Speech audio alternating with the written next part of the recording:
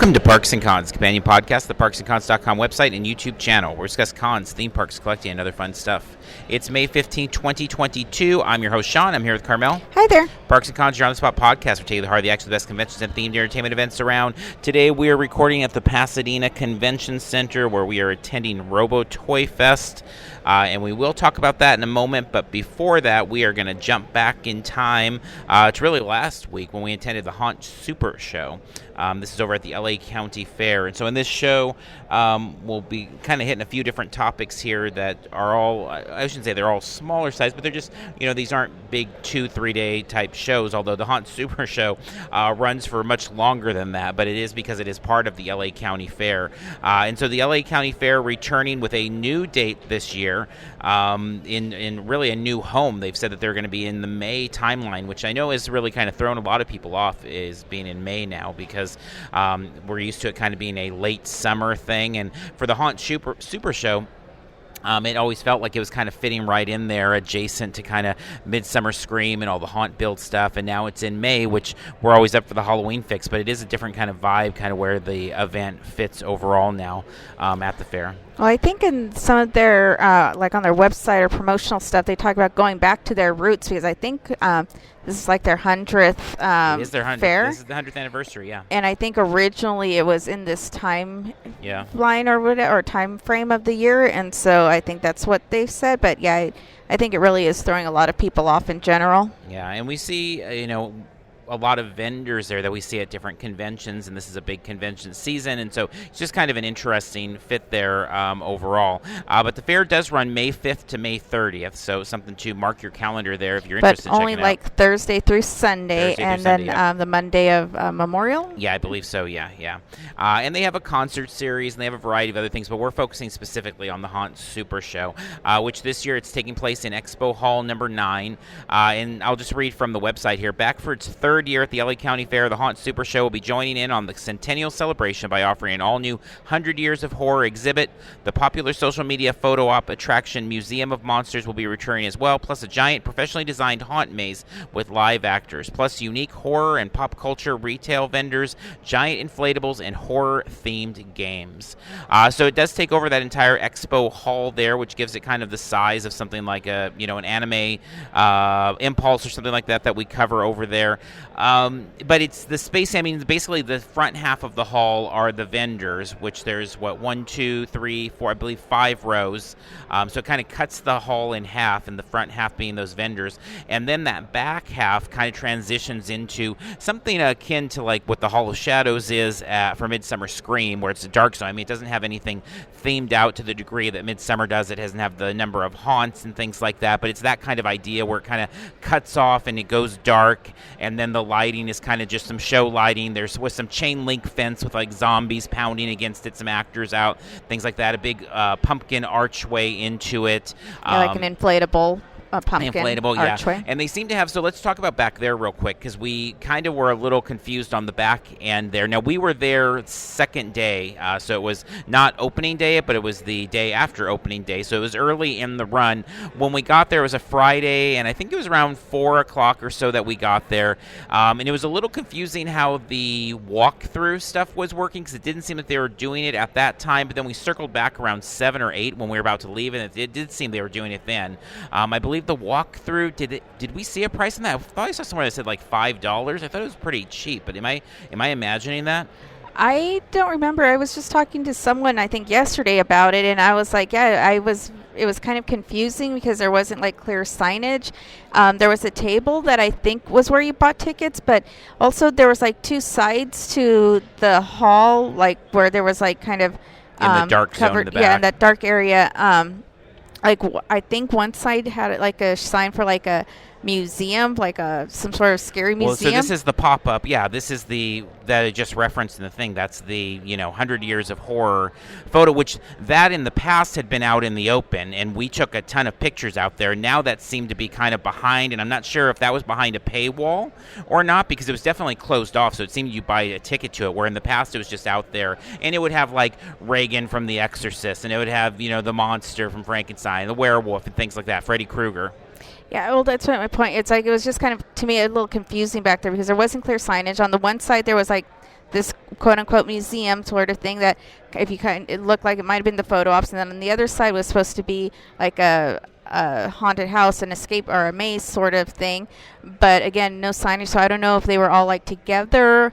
And for some reason, so you said $5. The number 15 was coming to mind, so I don't know if I made that up, if it was like a $15 experience. But again, I don't know if I made that up for one or for two, which experience it was for, if it was for both or what. Now, when we did go in those other doors later on at night, when you looked off to the side, it looked like there was like a pile of still like monsters and like different things that still needed to be set up. So Yeah. I have the distinct feeling that they just definitely weren't ready, I think, for open, even though it was the second day of the event. So so yeah, like I said, the signage was very clear, and that whole back area, the dark area, was just a little confusing to me. Like I didn't know what was what, really. Yeah, and I may be thinking back, because we did the walkthrough in 2019, and I remember we paid, and I thought it was like $5, because I don't know that Maybe you and I would have paid 10 or like we wouldn't have paid 50. I know you and I, we just wouldn't have paid 15 to do a quick walkthrough at like a fair thing. So, but right now, the way inflation is as it is, I mean, it may have been $50 for all I know, but I don't think so. I think it was probably a reasonable price there. But yeah, the Museum of Monsters, we saw people go through that. It all seemed kind of confusing in terms of like where you went to pay for things. It seemed like maybe they just weren't quite ready for that night. And you and I, by that point, because we were like, well, let's go try to kind of cover this whole thing, not just the Haunt Super Show, but LA County Fair on opening weekend, and then we'll come back in a week or two, which we were supposed to go back Thursday night, and we didn't. And I don't know if we'll be able to go back this week or what we're going to do, but I do want to go back, and we'll obviously cover it on social media and stuff if you want to see more details there. And the YouTube video version of the podcast that Carmel's putting up will have a lot of cool kind of looks at the floor and things like that. But it was just, there were some great actors walking around, kind of scaring in the middle. The zombie truck was in the back with that loud horn, which I know you don't love, but I love hearing the loud horn, because it's like, oh, this means we're in a haunt environment. I said, I don't remember anything bad ever happening. Never was a bad evening when I was in that kind of a haunt environment there. But now let's kind of flash back to the front of the hall, because there was a lot of stuff I liked up there in terms of vendors. I mean, one right off the bat, I guess I would say my favorite t-shirt vendor was there, or Damn It Tees, and you can find them on social media at Damn It, DAMMIT Tees. I love their shirts. They pump out the horror movie poster type shirts, and they're usually like, what is it, $20 for one, and like $35 for two, and like $40 or something for three, or something like that. They have a really good kind of breakdown there. So I did not buy a shirt that day, but I'd like if we go back to do that. Our friend from Spooksy Boo's there. They have their fun house kind of set up, a really nice display there. I said, I think I posted that on social media, that if there's a haunt thing in Southern California, you're going to be surprised if Spooksy Boo is not there. So Spooksy Boo is there all month with all their cutesy, spooky kind of stickers and bags and all the great stuff that they do there. Tino Evil was there with a booth with their artwork and their t-shirts they're selling. They also had a nice photo op there that people could pose with, that had kind of a jack-o'-lantern guy and a monkey with his jack-o'-lantern carrying. It was just kind of a like trick-or-treaters night out type of a vibe thing. Lucky Hellcat was there, which I know is one of your favorite places to shop, with all of their kind of cutesy jack-o'-lantern, very vintagey Halloween type stuff. They were there as well. They had a bunch of inflatables out to take pictures with, and then they had at the very front of the hall just kind of the graveyard, and it was a lot of stuff that you could find at a variety of stores. It wasn't like these were like homemade things on display, at least not that to what I could see there, but they were fun just to see, a graveyard scene with lit jack-o'-lanterns and things like that. So that was fun and spooky as well. And I mean, I love the idea that, I don't know it's not going to matter because I'll be at work anyway, but if I could this week, Thursday I think they open at 1 o'clock or something like that. Like Thursday at 1 o'clock, I could just be like in this Halloween environment and come back on Friday and still be in it, and Saturday and Sunday. I wish it was 7 days a week that the LA County Fair was going, but I'm totally, I'll take what I can get. And so the fact that it's there those 3 days is great. So, it's fun stuff to walk around. I don't know that the Haunt Super Show that there's enough when what we saw that night that I would say like, okay, this is a must like drive out an hour. Like for us, it's what, an hour drive or something like that. It's a must drive out. And the ticket price, they do have different drives for LA County Fair where like there's food drives, there's, recognizing Teacher Week or whatever. Like they do different things in general. They also have the books. If you're going to go multiple times inside, they have the value book that you can get like a free ticket. It's like a $5 book with coupons, and then you get a free ticket to come back and stuff.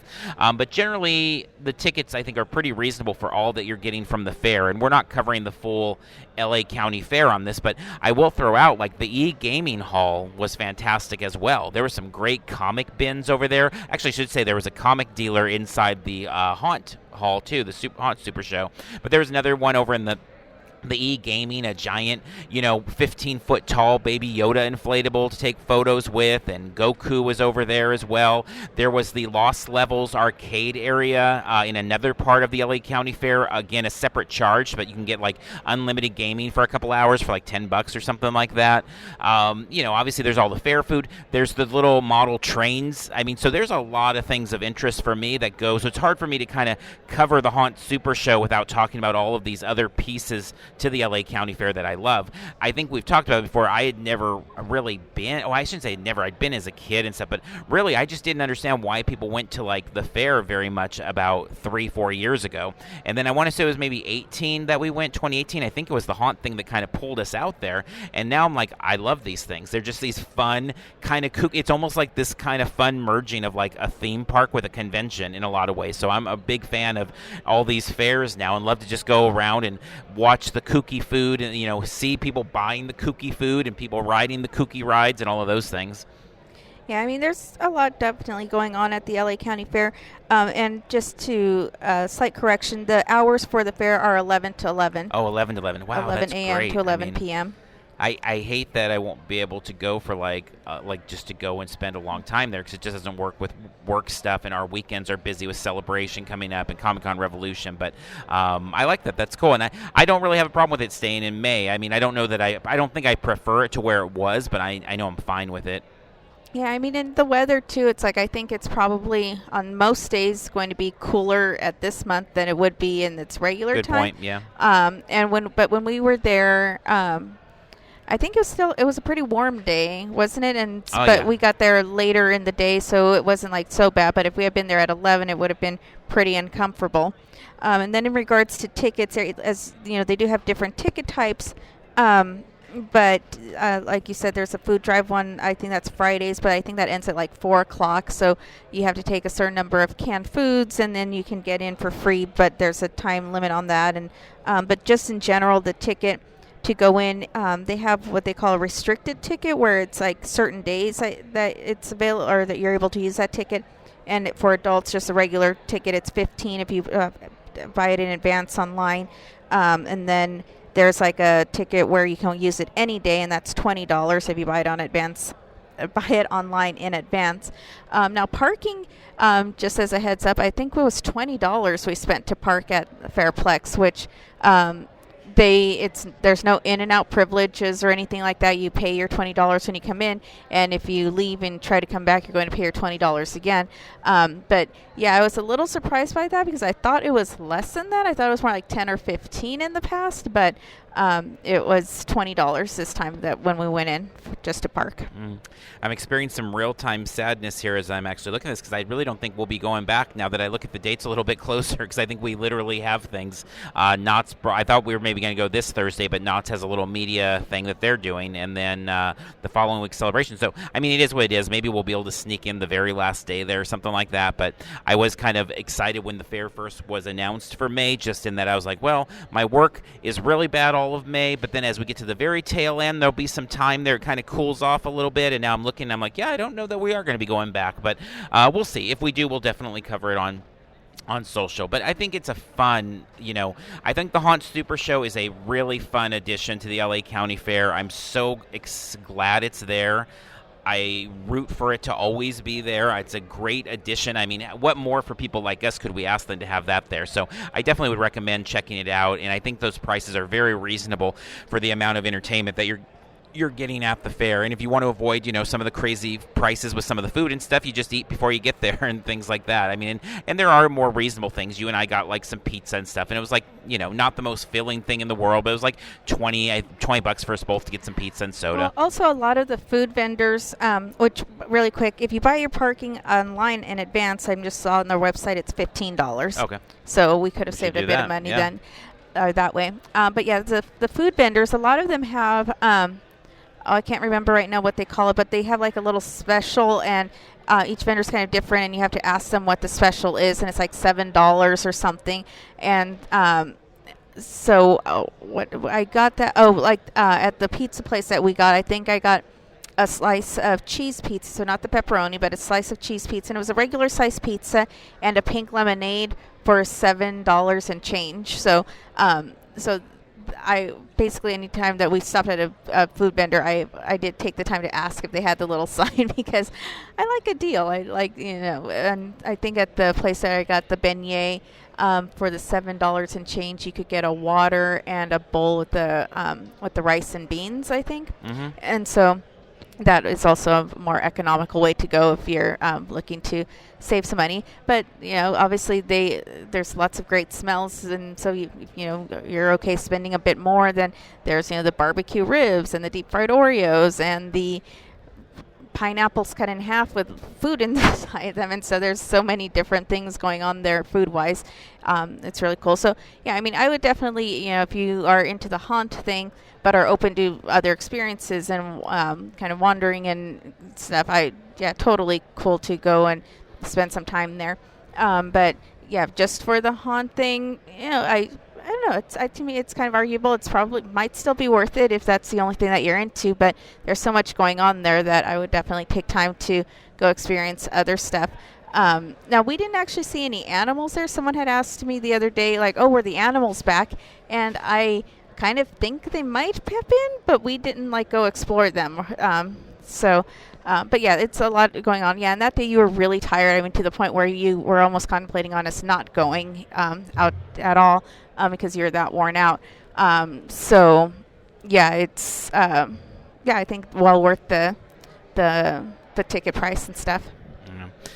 A lot of good stuff there for sure, and definitely, again, very much worth checking out. So with that said, let's go ahead and turn our attention over to Robo Toy Fest, where we're at right now. And this is, I believe, this is the second Robo Toy Fest since the closure and the reopening and all that. So this is not their debut show back. It might be the first show we've attended that's kind of their second one back. And so it is a robust show. I mean, the floor is full. It's at the Pasadena Convention Center. They do use just kind of the one section, the 200 building, off to the left if you're kind of facing the convention center itself. And the show, I mean, they advertise it, I think you were saying, I didn't even really realize that they're still out, but as kind of a merging of Robo Toy Fest, Bricks Boutique, the Enamel Market, and the G.I. Joe show. And in the end, it just feels like a toy show to me with, a mix of all sorts of things. We're recording right now above the floor, which is really kind of a nice place to record and kind of look down. And you've got, Keon Young is here with, as Storm Shadow and amongst other things, signing Larry Houston here of, X-Men animated fame. You've got just a good collection. Rubio Brero is somebody I've wanted to get to sign one of his pieces of art for a long time. If you've ever seen Masters of the Universe, you're familiar with his iconic box artwork, and he's here, but he's a bit pricey for some of those things. And also, we just don't have a lot of wall space, so I always kind of debate on him. But I mean, they've got a good collection of talent here, particularly on the kind of anime side and kind of the robot side of things and G.I. Joe side of things and stuff.